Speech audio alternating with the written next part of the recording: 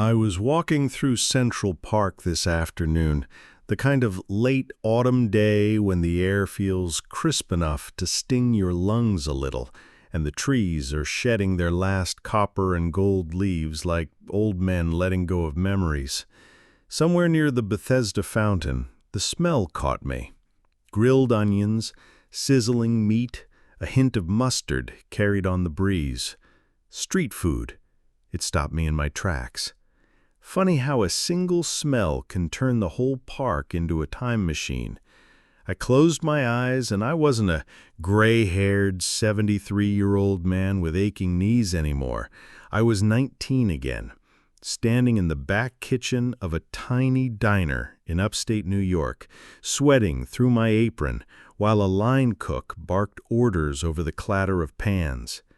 The vendor behind me was laughing with a young couple, handing over hot dogs wrapped in paper. Their little boy tugged at the father's sleeve impatiently, and I felt a tug too, deep inside, somewhere between the chest and the throat. I remembered being that young man, with all the time in the world, my hands raw from peeling potatoes, my heart full of foolish dreams. Cooking wasn't glamorous back then, not where I started. The floors were greasy, the air heavy with fryer oil, and the old fans barely pushed the heat around. But the smells, oh, the smells! Bacon on the griddle at dawn, fresh pies cooling on the rack, onions sizzling in butter. Those smells rooted themselves into my bones. They were the notes of my symphony, the colors on my canvas. I stood there in the park, watching the steam rise from the vendor's cart, and felt something I hadn't let myself feel in a long time. The ache of longing, but also the quiet gratitude of having lived a life flavored by fire, salt, and sweat. And so as I kept walking, I let myself go back to the boy I was, the kitchens I worked, the burns on my forearms, the friends I made and lost, the family I fed, the dreams I'd chased. This is my story, the story of an American cook. When I was a boy, maybe 7 or 8, the kitchen was the warmest room in our house. Winters in New York State could be brutal. Snow piled up to the windows, drafts sneaking in through every crack. But in the kitchen, with the oven humming and my mother stirring a pot on the stove, it always felt like a safe harbor. I remember sitting at the table with my legs swinging, watching her hands move. She wasn't fancy, my mother, but she knew how to stretch $1 into something that smelled like Sunday dinner. Meatloaf with breadcrumbs, potatoes mashed smooth, biscuits that filled the house with the scent of butter and hope. I think that's where it started for me, this fascination with food, not just the taste of it, but what it did, how a meal could soften the edge of a hard day, how it could bring silence to a noisy table as everyone leaned in for that first bite. My father worked long hours at the factory, and sometimes he came home worn down to the bone, but when my mother placed her stew in front of him, I'd watch his shoulders drop, the lines of his face loosen. The food had done something words couldn't. And I wanted to be part of that magic. I'd beg to help, though most of the time I was more trouble than use. Spilling flour, sneaking spoonfuls when I thought she wasn't looking, but every now and then she'd let me stir the pot or crack an egg. I can still hear her voice. Steady hands, Johnny. Cooking is patience. Those were lessons that stuck long after my parents were gone. The kitchen was more than a room. It was a stage, a church, a place where life felt steady no matter how stormy things were outside. By the time I was a teenager, I already knew. Some boys dreamed of being ball players, some wanted to build cars or wear uniforms. Me? I wanted to stand behind a stove, to command fire and flavor, to make people feel what my mother's cooking made us feel. That's how a small-town boy first caught the fever of the kitchen. I got my first real job in a kitchen when I was 15. There was this small diner on the corner of Main Street, Lou's Diner, painted in fading red letters that the sun had almost bleached to white. It was the kind of place where farmers came in at dawn for bacon and eggs before heading out to the fields, and old men nursed their coffee through the morning while reading the paper. I wasn't hired as a cook right away, of course. No, my first duties were washing dishes, stack after stack of chipped plates, greasy pans, and coffee cups stained dark brown from 1,000 refills. The back of the diner smelled of soap mixed with grease and aprons, and the heat from the dish machine made my shirt stick to my back. But even through the steam and sweat, I felt like I was exactly where I belonged. Because from that little station at the sink, I could watch. I'd peek through the pass-through window and see Lou, the owner, cracking eggs with one hand, flipping pancakes with the other, and calling out orders like a drill sergeant. There was a rhythm to it, like a song only he knew the notes to. The sizzling of bacon, the clatter of spatulas, the bell ringing when an order was up. It was music to me. Sometimes when the rush slowed down, Lou would let me step in. "All right, Johnny, try not to burn the toast." My hand shook the first time I laid bacon on the flat top. The smell rose up, salt, smoke, fat melting into the grill, and I thought, this is it. My heart pounded as though I was doing something sacred. I burned more than a few orders in those early days. Lou was tough, no doubt about it, but he saw the hunger in me, not just for food, but for the work itself. He started teaching me small things, how to crack 2 eggs at once without breaking the yolk, how to keep my station clean, how to work faster without losing care. By the time summer was over, I wasn't just a dishwasher. I was part of the kitchen, part of the noise, the grease, the fire, and every night when I came home, I smelled of onions and bacon, and my mother would shake her head with a smile. That little diner, with its cracked vinyl booths and constant hum of the jukebox, became my training ground. It wasn't glamorous, but it lit the fire in me.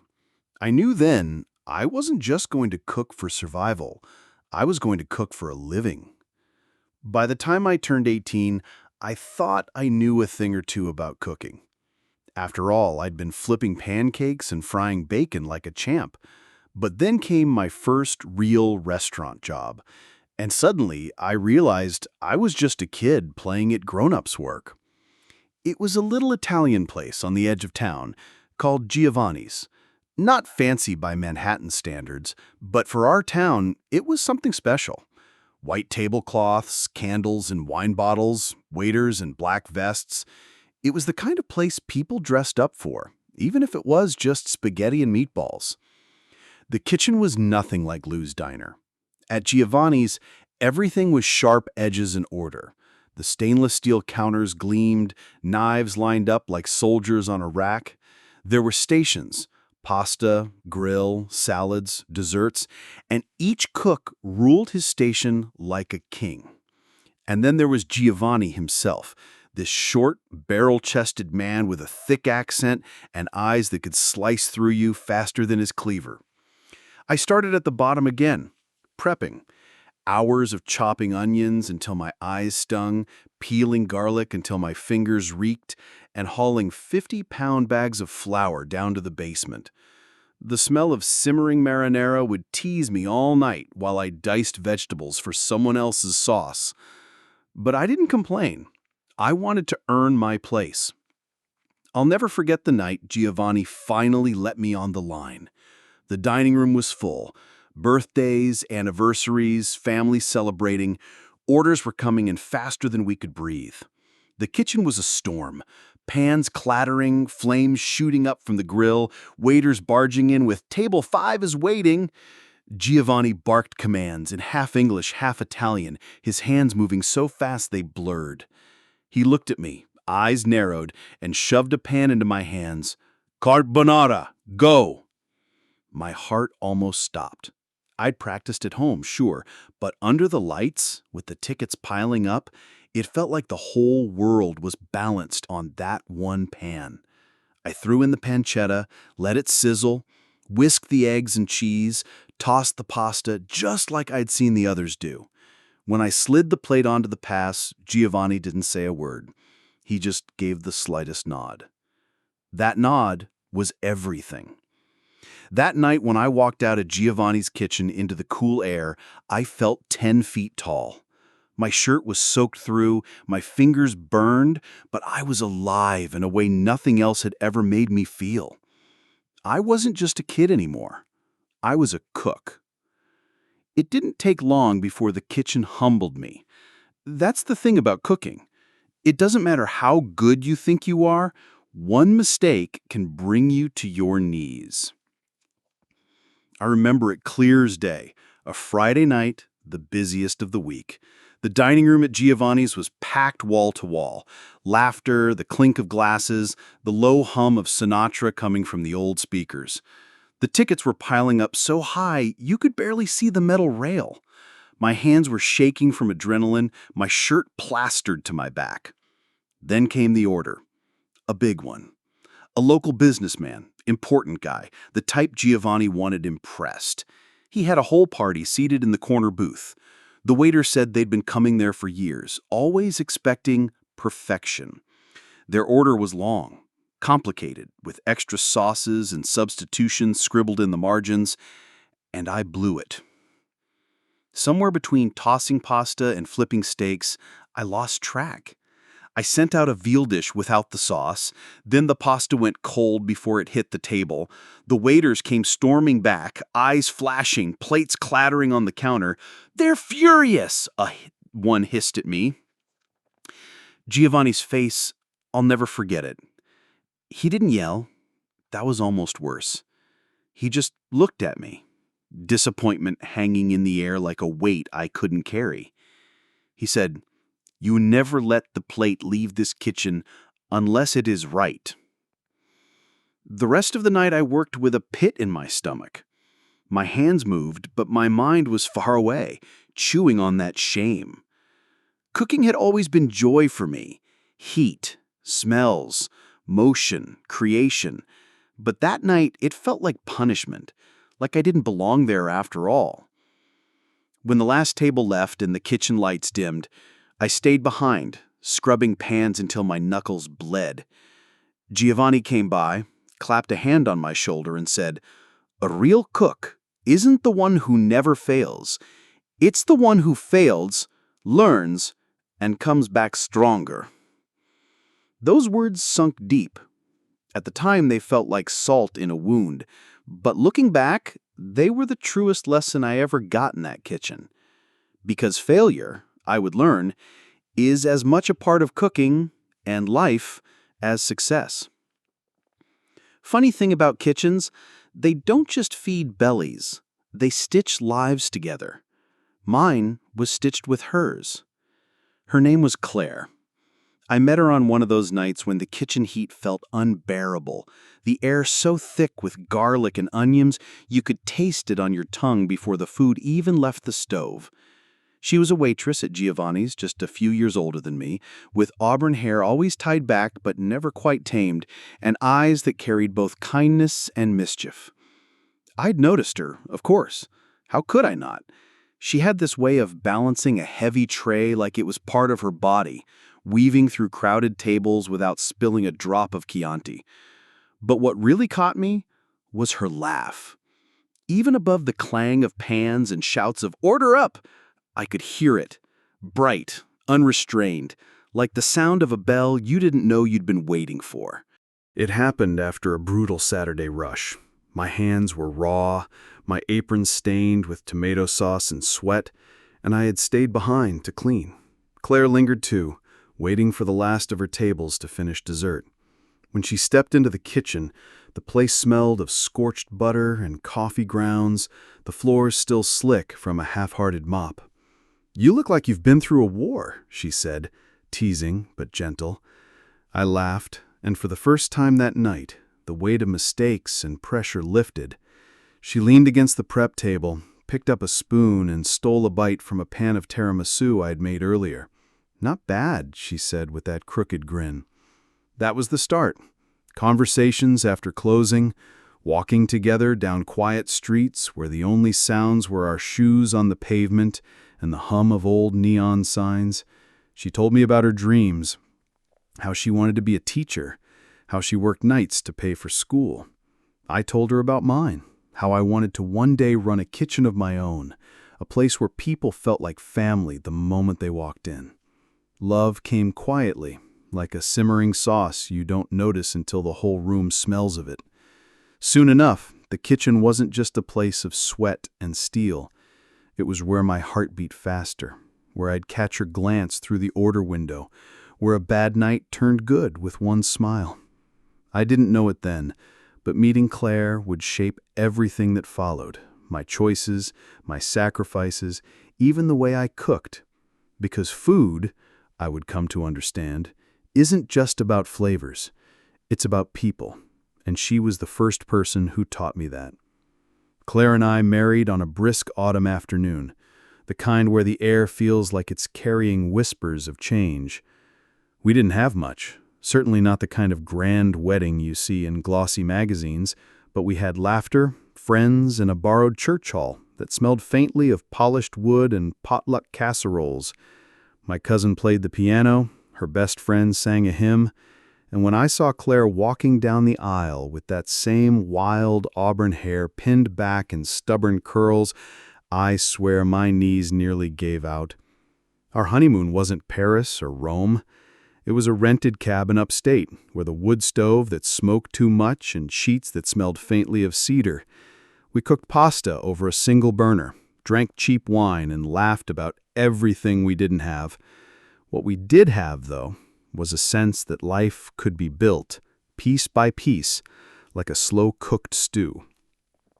Our first apartment was no palace either.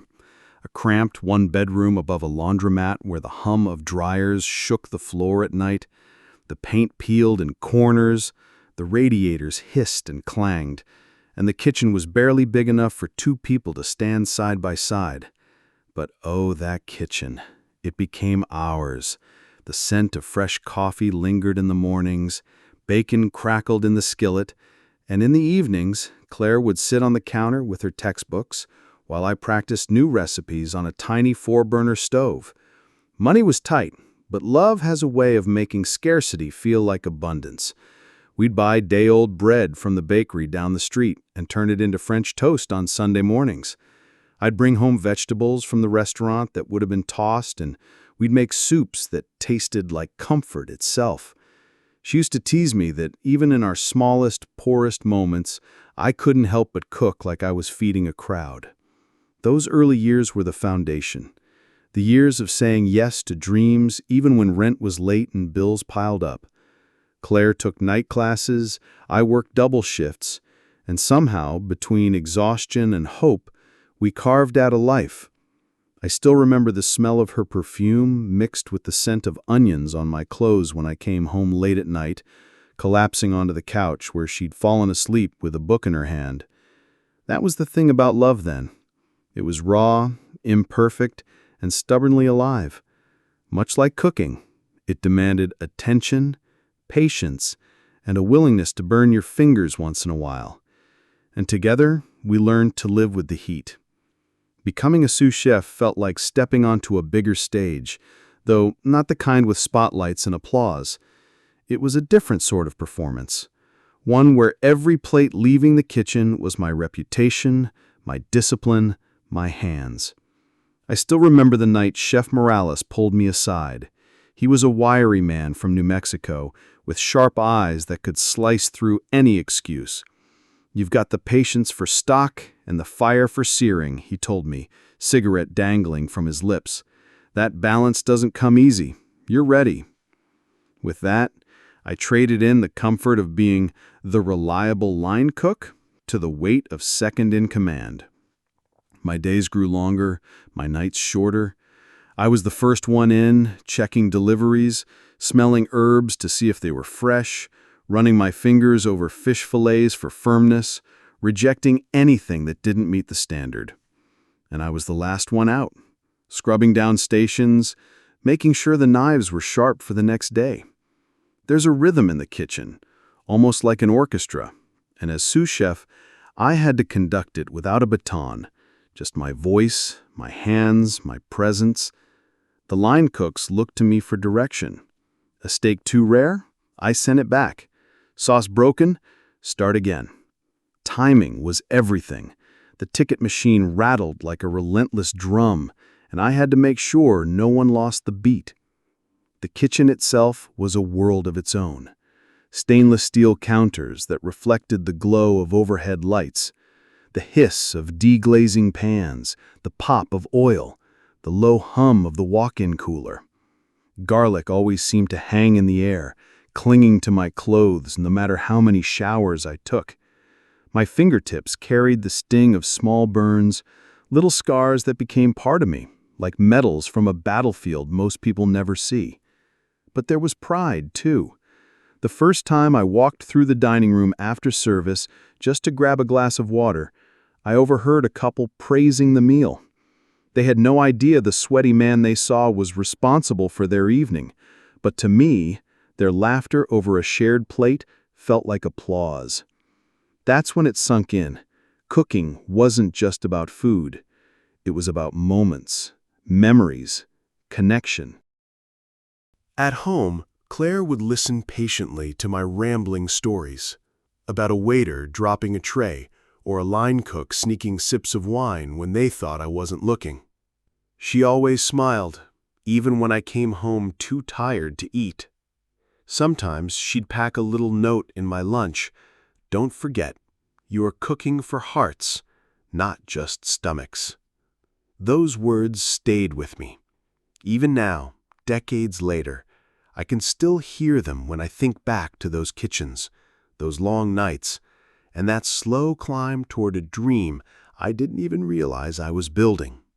The first time I was trusted with creating a menu of my own, it felt like being handed the keys to a kingdom I'd spent years only glimpsing from the gates. I was still young, mid-30s, but old enough to have earned some scars, both on my hands and in my pride. Chef Morales had moved on to a bigger city, and suddenly the owner looked at me with a serious nod. "It's your kitchen now.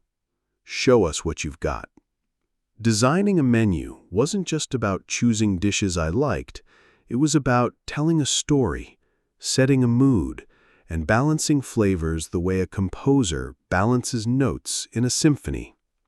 I began by writing out a list of the dishes I knew by heart: a hearty beef stew my mother used to make, chicken roasted with rosemary and lemon like I'd perfected at home with Claire, and of course, pasta, always pasta, because I'd learned early that Americans might wander far, but they always come back to comfort food. But here was the challenge. Every dish had to speak not only to taste, but to memory. For example, I kept the stew but elevated it. Slow-cooked short ribs with red wine, served over creamy mashed potatoes. It was still the kind of meal that warmed your bones after a long day, but plated in a way that made people pause before digging in. The same with dessert. Instead of a simple apple pie, I layered thinly sliced apples with cinnamon and clove, baked them in puff pastry, and drizzled caramel so the plate looked like a painting. The work behind the scenes was brutal. Writing recipes meant calculating portions down to the ounce, so costs balanced. I had to train the line cooks to replicate each dish exactly. Same garnish placement, same sear marks, same sauce consistency. Consistency, I learned, was the soul of trust in a restaurant. A guest might forgive one mistake, but never a second. The night the menu launched, I barely touched my food all day. My stomach was a knot of nerves.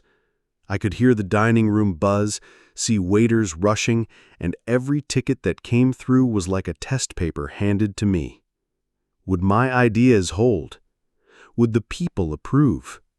When the first plates went out, steak seared just right, Salad crisp and glistening, bread steaming from the oven. I felt my chest tighten. And then I heard it. Laughter, forks clinking, people asking to see the chef. That night, for the first time, I walked out into the dining room, not as a cook, but as the chef. The applause wasn't loud, but it was in the way people smiled with full bellies, in the way someone reached out to shake my hand, and in the little boy who licked the last drop of sauce off his plate while his mother laughed. That was applause enough. At home, I laid beside Claire, wide awake, unable to come down from the high. I told her every detail, every order, every look on every face. She kissed my cheek, smiled, and whispered, "You found your place." And she was right. That night was the beginning of my life, not just as a man in the kitchen, but as a creator, a leader, and, in my own small way, an artist. Being the head chef wasn't all applause and pride. There were nights when the kitchen felt like a battlefield, though, thankfully, without bullets. Betrayal came in small, corrosive doses. Line cooks cutting corners, waitstaff bending rules, suppliers delivering subpar ingredients. Each incident chipped away at my patience, and some days I wondered if I had bitten off more than I could chew. I remember one particularly bitter winter evening. A shipment of fish arrived, supposedly fresh, but the smell told a different story. I refused to use it, knowing it would ruin the night's service.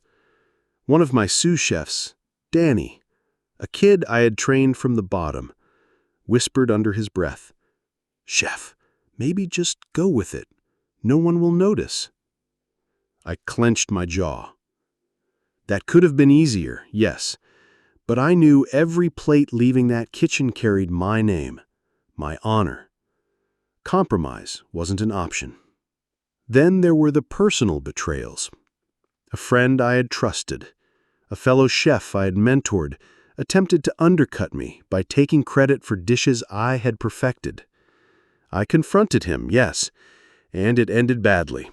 Not violently, but it left a scar on our friendship, a reminder that ambition could be a double-edged knife in a kitchen as much as in life.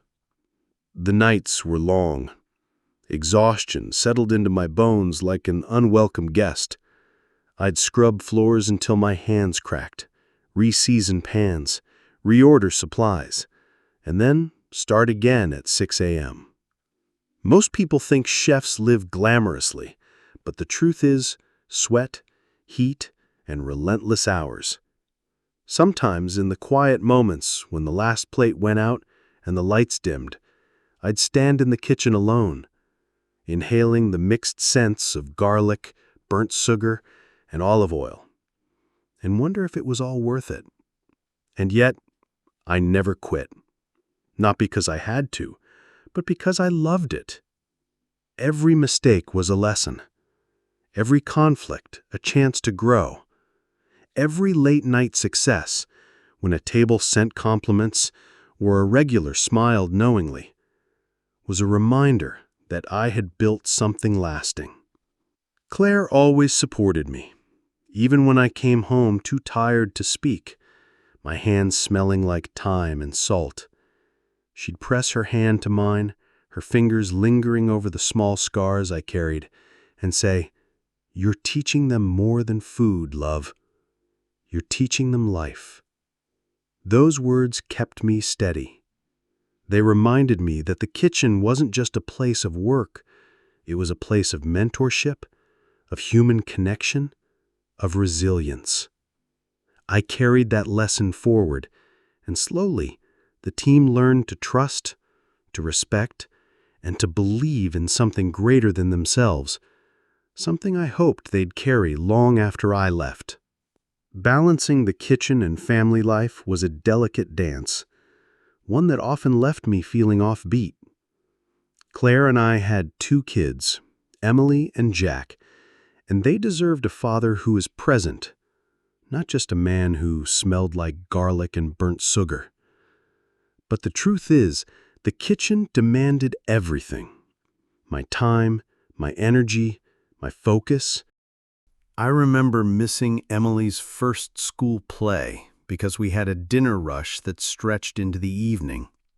I had promised Claire I'd make it up to her, and I did, in small ways. Sunday breakfasts with pancakes stacked like towers, late-night walks through the city, telling them stories of my youth, of recipes that had failed spectacularly, of lessons I'd learned. Those stories were my bridge, a way to reach them when the hours of the day pulled me elsewhere. Jack was the quiet one, often sitting by the counter while I plated dishes, watching my hands move with precision. I'd catch him staring, and I knew he was learning, not just about cooking, but about dedication, about the patience required to create something meaningful. Emily, fiery and curious, would sneak tastes, arguing over how much cinnamon was too much in the apple dessert I'd perfected.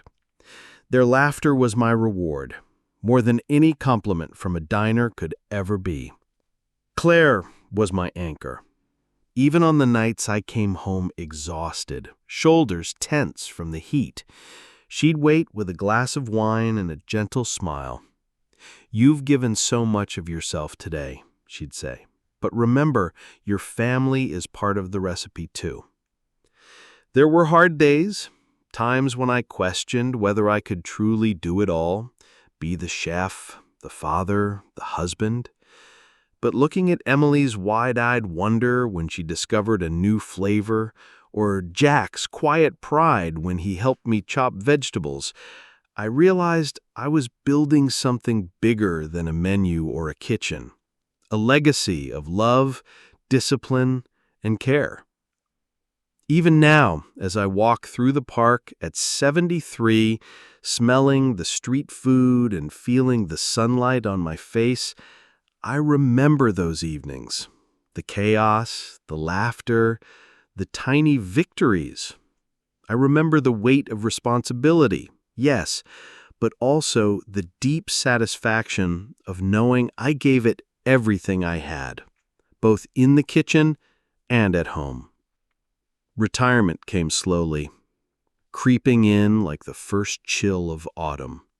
I didn't announce it dramatically. I simply began noticing the aches in my back after a long shift, the weariness in my hands, the way my eyes strained under the bright kitchen lights. The younger chefs moved faster, adapted to new technologies, and I realized my time at the stove was nearing its end. The decision to step back was filled with a strange mix of relief and sorrow.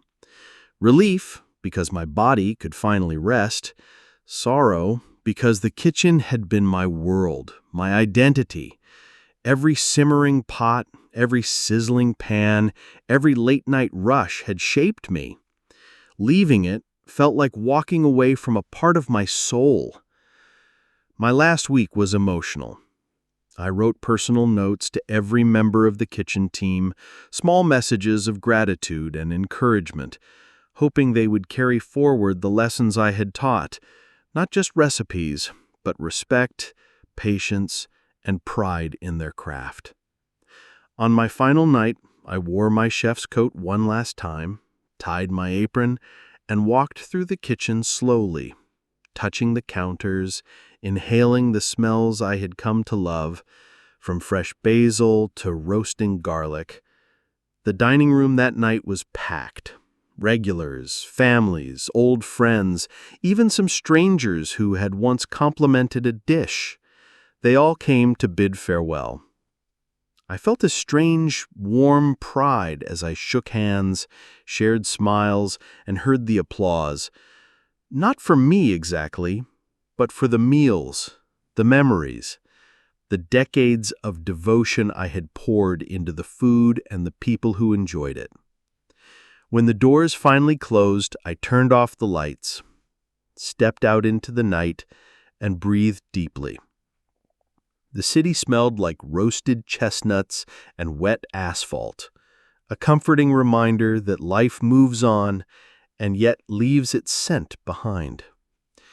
Claire was waiting for me, holding my hand, and together we walked home in silence, knowing that though the kitchen was behind me, the love, the lessons, and the memories would never fade.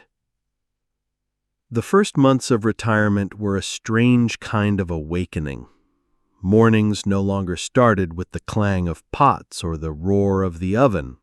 Instead, I woke to the soft sunlight filtering through our kitchen window, the aroma of Claire's coffee filling the room. At first it felt almost alien, this quiet, unhurried life. I wandered through the city streets without purpose, sometimes stopping at bakeries or delis, tasting flavors I'd once recreated myself. The smells brought memories flooding back, the sizzle of meat on the grill, the caramelizing of onions, the sweet warmth of bread fresh from the oven. Each smell was a note in a symphony of my past, reminding me of every long night, every triumph, every mistake. And I also discovered small, unexpected joys. I spent time teaching Emily and Jack a few of my old kitchen tricks, watching them laugh as they tried and failed to replicate my precise knife work. I began experimenting at home again, not for critics or diners, but for the sheer pleasure of creation, letting flavors and textures guide me instead of recipes. Yet there were moments of restlessness. I missed the rhythm of the kitchen, the camaraderie with my team, the adrenaline of a full dining room. Some days I caught myself walking past my old restaurant, peering through the windows, feeling a pang of longing. The city had moved on, but in those smells and sights, I felt the connection to a life fully lived. And in those quiet, reflective moments, I realized something profound. Retirement didn't mean the end of passion. It was a new chapter, a chance to savor the memories, to create without pressure, to embrace the beauty of life outside the heat of the kitchen. It was a gift I had earned through decades of devotion, sacrifice, and love. Even in retirement, the city seemed to remember me. Walking down familiar streets, I would often hear a voice call out, "Chef!" Sometimes from a passerby, sometimes from someone I hadn't seen in years. Former patrons, neighbors, and even former staff would stop to share a memory, a meal that had changed their evening, a lesson I had imparted, a kind word that had lingered long after the plate was cleared. One afternoon, a young couple approached me outside a cafe. They didn't know me personally, but they had come for a taste of the dishes I used to create. They spoke with genuine gratitude, recalling meals they had enjoyed with friends and family, meals that had become stories they would tell for years. I felt a quiet pride well up in my chest, proof that my work had rippled outwards, touching lives in ways I had never anticipated. The gratitude of the community was humbling. People would invite me to culinary events, tasting sessions, even casual gatherings, just to hear my stories, to see the spark of joy in someone who had truly lived through his craft. I shared my memories freely, of nights filled with laughter and chaos, of friendships forged over chopping boards and simmering sauces, of small victories and occasional heartbreaks. Through these interactions, I realized that my legacy was not just in the flavors I had perfected, but in the way I had influenced people's lives, teaching patience, care, and respect, whether they were cooks or diners. Even though I no longer carried the weight of orders or the heat of the kitchen, I carried something just as valuable, a sense of purpose and belonging that had grown over decades. And in these moments, as I smiled and listened, I understood fully that the life I had lived, chaotic, demanding, rewarding, and profoundly human, was one I would never trade.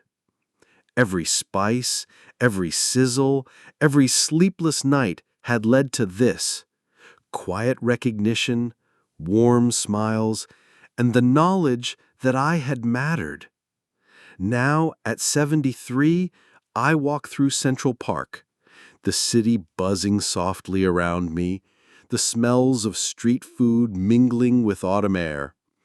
I watch families sharing meals, friends laughing over coffee, children chasing pigeons, and in those moments, I feel an overwhelming sense of gratitude.